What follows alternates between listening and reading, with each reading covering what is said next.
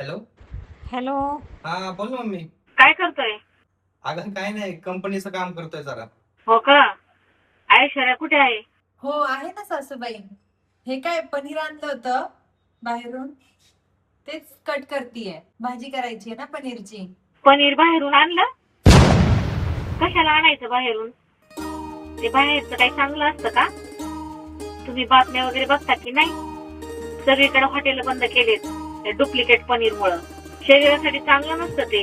आपलं घरीच बनवायचं पनीर, घरच्या दुधाचं. पण तुम्हाला कामाचा कंटाळा. पण बरं आहे बाई सुनबाईंचं, तुम्ही पनीर बिनीर तरी बनवताय. आम्हाला कशाचं पनीर आणि कशाचं काय. आम्ही केलंय बेसन. चल बाई ठेवते, अजून मला भाकरी करायची.